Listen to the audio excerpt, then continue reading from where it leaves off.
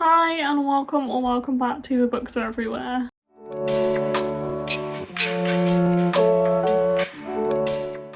So welcome to another video. This is actually my June wrap-up video. The reason this is a little bit delayed, other than the fact I've been to Yelk and I've been quite busy and things at the start of the month, is the fact that me and Mark really wanted to film this video together. He really wanted to be a part of this because this is also kind of a Whateverthon wrap-up, and he also took part in Whateverthon in June, so he really wanted to kind of come on and talk about what he read in June. Sadly, we can't really do that together right now, not only because Mark unfortunately is self-isolating at the moment in his own house, so we're not seeing each other obviously for the next few days, but also we've just been so busy. Like, we've tried to sit down, or we've tried to like make plans to sit down and film this video together, but it just hasn't happened. So I thought I would just do this video today, but also give him a little bit of a shout out and talk through what he read in June to the best of my ability, because I did put together his Whateverthon stuff as well, so I can show you both of our bingo boards and things like that. So firstly I'm going to go through what I read in June, and then I'm going to show you Mark's bingo board and basically give you a little overview of what he read in June as well, to the best of my ability. I'm also, as you can probably tell, trialling the cinematic mode on my iPhone for this video. I hope you enjoy the way it looks. This is a very different style. Obviously it looks quite different to what I normally film. So yeah, I just thought I'd give it a go. But yes, I'm going to put my bingo board on the screen now so you can see what I ended up reading. I mean, obviously you can't see the prompt, so I could take you through the prompts on what I read for which prompt. So I could do that, but I'll just put the bingo board here for now, just so you can see what it looks like before we start, and then I will be showing my books and stuff here, so you won't be able to see it all of the time, but just before we start I'm just going to leave the bingo board here for a sec. So I read 11 books in the month of June. This was not as much as I wanted to read, and it's nowhere near as much as I read last year. I read 24 books in June last year, which is the most I've ever read in a month, which is why I remember that number. But I'm happy with it. Like, it's fine. It's pretty much on average what I've been reading recently. And I did also finally manage to read House of Sky and Breath in June. I was 150 pages in at the start of the month, and I finished it within about 4 days of like picking it back up again, so I'm quite happy with that. But the first book I did manage to read in June was Witches Steeped in Gold by Shannon Smart. So I read this one for 3 different prompts. I read it for colour on the cover, in which Mark gave me a random colour and it was green. I read it for favourite genre, and I read it for, if I can find another one, oh, a poll. I put a poll up and this was the one that people chose for me to read in the month of June. So I did like an emoji poll on Twitter. I actually ended up reading this one. I did read this one, but rating this one at 2 out of 5 stars. I didn't enjoy it all that much.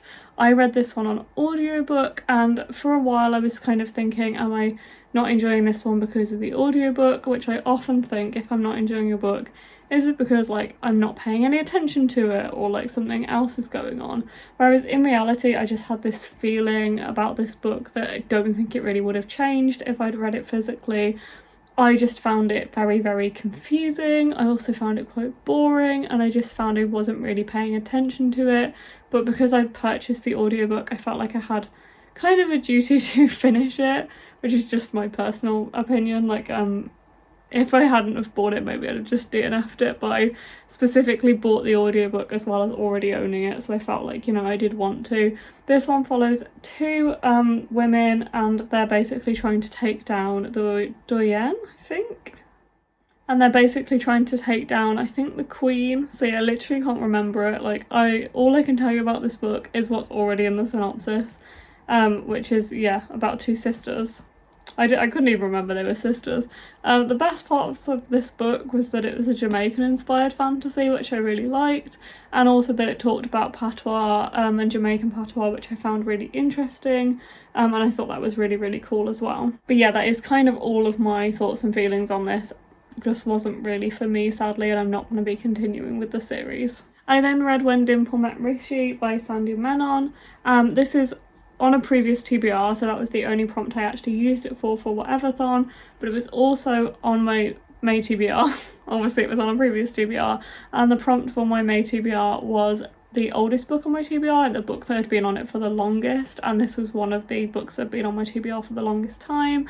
Because of that, I wasn't sure how I'd feel about it. I thought it might be quite young for me, but I did actually end up really enjoying this one. I gave it 3.5 out of 5 stars, so it wasn't like amazing, but I did really enjoy it. And it was following these two people, Dimple and Rishi, and both of their families are basically trying to push an arranged marriage on them, and they meet at the start of this book on like a summer program. I read The Love Hypothesis just before this one, and this kind of felt in some ways like a much younger version of The Love Hypothesis in a few ways, because it was about this summer program, so academia was a big part of it. But at the start of this book, Rishi kind of knows that Dimple is the person that his parents have chosen, whereas Dimple has no idea. She just knows that her family has some kind of issues or like thoughts around her being in an arranged marriage, and they kind of want that for her maybe. So it was really interesting. It was just a bit predictable, which is why I didn't really rate it any higher. It's not one I'd probably go and reread. There was a lot I liked about it, and it was a great book for the summer. I would really recommend it. It's a great YA summer contemporary. It's just not kind of like amazing, and it did also feel a little bit old-fashioned. I don't know why. It just kind of, I would have put this like released around like 2010. I think it was more like, yeah, it was 2017.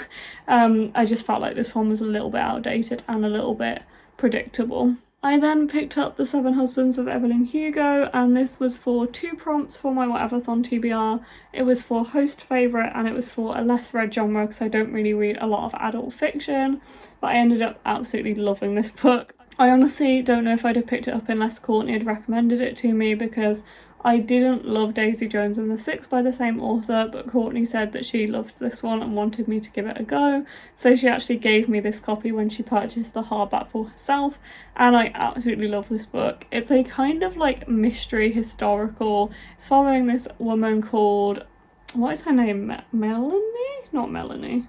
Begins with an M, I'm sure. Monique. But basically she is like a journalist, and this film star, Evelyn Hugo, who is like, in my head she's kind of like Marilyn Monroe, like she's an absolute icon, and she's at the end of her career. She's now kind of getting older, and Monique is chosen by Evelyn to write a biography about her, and she has no idea why. Evelyn's given her kind of this opportunity out of everybody else. She doesn't know Evelyn personally, nothing like that. And it's basically them forming kind of an unexpected friendship. It was so clever. It felt so real. I was absolutely so shocked at the end. It was so well done. I really enjoyed reading it. I read most of it on audio and then finished the last like 80-ish pages on as a physical version, read it on the beach. It was great.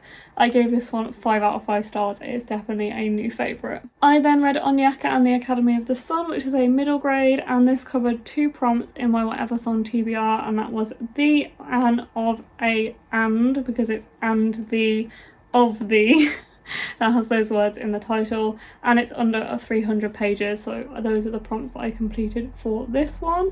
This one, as I said, is a middle grade book following a girl called Onyaka who has magical powers because of her hair, which was really cool to read about. I actually really enjoyed this book. I think I gave it 4 out of 5 stars in the end. It was just really enjoyable to read. It gripped me from like the first couple of chapters. It also discusses Black and Nigerian culture quite a lot. They actually go back to Nigeria, and there is also discussions of language in here, which I found really interesting as well. There was just so much to like about this book, and the author's actually a hair care educator, which really shined through in the pages. You could see this was written from a place of passion. I definitely think this one is a great middle grade fantasy, so I gave it 4 out of 5 stars. I then picked up Only on the Weekends by Dean Atta. This is a book that is actually written in verse, which is the same as this author's other book, The Black Flamingo, and I read this one for 3 prompts. So it was purple cover. As you can see, there is a lot of purple on this cover. It was also for a different format because it's written in verse, and it was for last letter, first letter, because I finished The Seven Husbands of Evelyn Hugo and then started this one pretty much straight afterwards. So I'm saying these in order of when I started them, which is a little bit confusing, but yeah, I started this one just after finishing Seven Husbands of Evelyn Hugo, so that ended in O, and this starts with O. which was very useful. I ended up giving this one 4 out of 5 stars as well. I read it pretty much in 2 sittings, despite it being quite a chunky book. It is obviously written in verse, so it makes it a lot quicker to get through.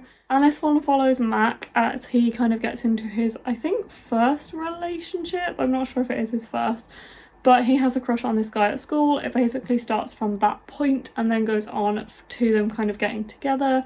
And then it kind of goes to Mac moving away to Scotland because his dad is a film producer, I think. And then he goes up to Scotland to live with his dad because he kind of has to. His dad won't let him live on his own. And then he meets Finley, who is an actor on set. It's basically kind of talking about non-monogamy, which I knew would be not an issue for me, but something I wouldn't really enjoy reading about. It doesn't cheat, like it's not a cheating plot line. It is more focusing on non-monogamy. It's just something personally that I don't really kind of understand on a personal level. You know, if that works for somebody else, that's fine. But it's not something like I see myself ever doing. Therefore I knew I wasn't really going to relate to that side of this story. I do feel like it was handled quite well and explained quite well. I just knew that like it wasn't ever going to be a 5-star for me, I don't think, because of that storyline. But I still gave this one 4 out of 5 stars because it was very well done. I then read Horror Store by Grady Hendrix, and I read this one for 2 prompts, which was spooky book and 1 word title. I also read this on my own in a caravan. There will be a vlog coming of that, I promise. I just haven't edited it yet because it keeps going down on my list. But this one is incredibly clever. It is following a team of people who work in an Orsk furniture store, which is basically like a cheaper IKEA, and it's branded as such within the book as well. But this format of this book is actually like an IKEA catalogue. It is very, very cleverly done. There is this map in the front. It says welcome to Orsk. It's like exactly like you'd expect an IKEA book to look. It's just incredibly clever. I've wanted to read this one for a while and Mark tracked it down for me at Christmas. And I'm really glad I picked this one up. It was very creepy, it was quite spooky. It didn't creep me out quite as much as I expected it to, but I did really enjoy it. And I also loved the main character Amy. She was so sarcastic and she really focused on kind of like the annoyances of working in retail, which if any of us have worked in retail, you will definitely relate to this book. I understand how she felt, I related to how she felt. She was very kind of sassy and satirical in her narrative, which I really enjoyed.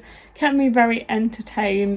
The kind of spookiness horror side of it was more kind of like wacky paranormal Evil Dead horror than it was kind of like gritty real horror, if that makes sense. So I felt like for that reason I could have been like a little bit more creeped out, but I was still quite spooked by this, especially being on my own in a caravan when I read it. But I gave this one a 4.5 out of 5 stars. Definitely want to read more by Grady Hendrix. I then finally finished House of Sky and Breath by Sarah J Maas, and I read this one for 2 prompts, and I'll also be putting a cover on the screen here because it is on the very top of my shelf and I cannot be bothered to get this one back down off the shelf. But I read this one for 2 prompts, so they were a hybrid genre of fantasy romance and continue a series, because this is the second book in the Crescent City series, which starts with House of Earth and Blood by Sarah J Maas. And this series follows Bryce Quinlan, who at the start of this book loses a friend, Danica, to a murder. And it basically follows her trying to solve this murder, and she's also then protected by this fallen angel. I always forget what he is, but I'm pretty sure he's a fallen angel. Hunt Athalar, and it also kind of follows their romance as well. I did enjoy this book, but the ending did pull it back for me. I feel like this was very much a 3-star read throughout. I liked reading it, and I felt like when I was reading it I was very much into kind of the writing, and I was reminding myself like why I love Sarah J Maas. It just didn't really blow me away like a lot of her books have, sadly, which is kind of how I felt for the first book as well. Like a lot of my thoughts and feelings on the first book were still there with this one. But I was a little bit disappointed with how the main characters, like the main character's Bryce, but it also followed a lot of male perspectives as well. I wanted more kind of like strong female power in this one, and I didn't quite get that. And I also found some of the like more smuttier scenes just a little bit samey. I don't really remember them very well like I do with a lot of other Sarah J Maas books. Like there's not really like standout scenes for me, I wouldn't say. But As a lot of people have said, the ending of this book really made me absolutely gasp out loud. I really wasn't expecting it. I knew something would happen, but I had no idea it was that. So I will definitely be carrying on with this series, and I did end up rating it 4 out of 5 stars overall. I then picked up As Far As You'll Take Me by Phil Stamper, and I read this one for one prompt, which was a 2021 release. This one was okay. It's a YA contemporary, basically following Marty. Yes. Marty's just turned 18, he is out and he wants to get away from his small town America and move to London. So he arrives pretending he's going to this like prestigious music school, but he actually didn't get in, and just tries to kind of fit in with people in London. It was summery, it was fun, but it also had like a lot of heavier themes as well. It dives into abuse, homophobia, eating disorders quite heavily, which I didn't really expect. It was very easy to kind of fall into, very quick to read, great for a holiday because I did get quite sucked in, liked the settings, but it was just kind of like okay. Like I liked it, but I wasn't blown away. I felt like there was more to be had, and Phil Stamper didn't really like deliver everything that maybe they wanted to. I was quite fond of the friendship group, but there wasn't like that much else. I didn't really enjoy the romance to it either, and it was a bit cliche, so I gave this one a 3 out of 5 stars. I then read The School for Good and Evil by Saman Chanani, and I read this one for one prompt, which was recently hauled, and this one was quite good. It's a middle grade book that's been recommended to me by a friend many years ago, and this author was actually at Yelk, so I did manage to meet this author, which was very exciting. And I'm glad to have finally had the kind of like excuse to pick this book up. I do love how this series looks as well, and I will be collecting it. But I read this one on audio, and I've since read the second book as well, which is cool. And this is a 6-part series, I think. It's quite a long series following 2 best friends, and this world basically has like real life fairy tales. Like fairy tales exist in some capacity in their world, and there is a school for good and evil. It's kind of the same school, but it's like separated into a school for good and a school for evil. And Sophie and Agatha, the main characters, they always think that like throughout their lives they've always thought one of them would be good and one of them would be evil, and then when they are taken to this school, obviously it is the other way round, and it basically follows them throughout their like school lives, which is cool. I did enjoy this one. It wasn't like a new favourite as such, and I do feel like I wasn't as into the story because it was told in third person, so I was a little bit kind of like trying to figure out what was going on and who was being talked about, getting a little bit mixed up. But I loved the female friendship of Sophie and Agatha, and I gave this one a 3.5 out of 5 stars. I can see why so many people love this series. I then read A Curse So Dark and Lonely by Bridget Camera. This was actually a reread for me, and I read it for 2 prompts for Whateverthon. I read it for a weapon on the cover, because there's thorns on this cover, so I stretched it to mean that. And I also read it for Borrow a Book, because I feel like this is borrowing off my previous TBR, because I've read this before. I also stretched that prompt. I got to a point in the month when I kind of had to if I wanted to complete the board, so I did. But this one was, as I said, a reread for me. It follows Prince Ren and Harper, can't remember their names, and Harper is basically dragged into this other alternate universe from Washington DC. She is having her own kind of struggles in the real world, but she's dragged away from all of those to be there for Prince Ren, who she's never met before but lives in this other fantasy world. So in her world, like Washington DC is as we know it pretty much, but there is also this kind of fantasy world where Prince Ren lives. So he is cursed to repeat the autumn period of his 18th year over and over again until he falls in love, and basically Harper is kind of his last chance to fall in love. They take girls every single autumn from the real world and they're dragged into this fantasy world, and Harper is their last chance. This one is a little bit cliche, but I did really enjoy it still. It's just so much fun to read, and I just feel like I can't really judge it that much because it just is what it is, and it's pretty good for being what it is, if that makes sense. I just really enjoyed it. I felt like it was what I needed. It's very easy to read, very easy to fall into, and there was just so much to love about Bridget Camera's writing. It's very easy. I really like the romance personally. I do feel like I have a lot of sympathy for Ren, so I do like him as a character, which I know some people don't. But yeah, I really like this book. I will be definitely carrying on with the series very soon. And I gave it 4 out of 5 stars. And then I read The School for Good and Evil, A World Without Princes, which is the second book in the series. I did pick this one up very late in the month and I listened to the audiobook of this one as well. And I did put this one down for 3 different prompts, but I haven't written down what those prompts were, and I also didn't need them for my bingo board. Like, the board was already completed, so I don't know what those prompts were, but I did log it for something. Probably things like recently hauled. I don't know. I honestly don't know. I just obviously thought, why not log it at the time? But this one again follows Sophie and Agatha in their kind of like, I think it might be their second year of this. Basically they kind of, I don't feel like I can really say that much about this book because it's the second one in the series, but basically things change and they're in a world without princes, which is what the title says. And I'm not going to say any more than that because I don't want to spoil it. Again, I listened to the audiobook of this one, which I did enjoy, and I feel like I was kind of getting into the story a bit more. I reckon this will probably be a 3.5 as well, but I still haven't got around to actually reviewing it, so I will do that very soon. So just to recap, this is my Whateverthon board.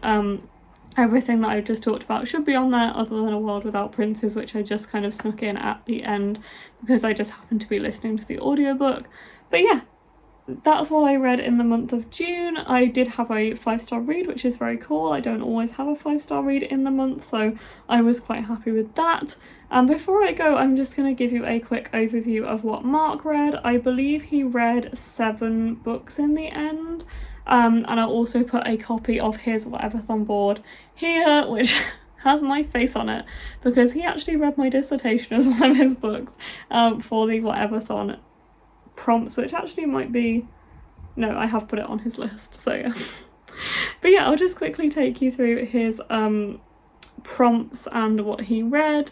So as you can see from his board, he read Heartstopper Volume 3. That was for a TBR veteran, so something that's been on his TBR for a while, a one-word title of Heartstopper, and a host favourite, because Heartstopper the series was a host favourite. He then also read Avengers Final Host, which is also on the bingo board, the second one in, and he read that one for The of An A, and it has a very long extra title, I believe. And then also an Adventure or Quest. And was there another one, or maybe it was only 2 prompts for that one?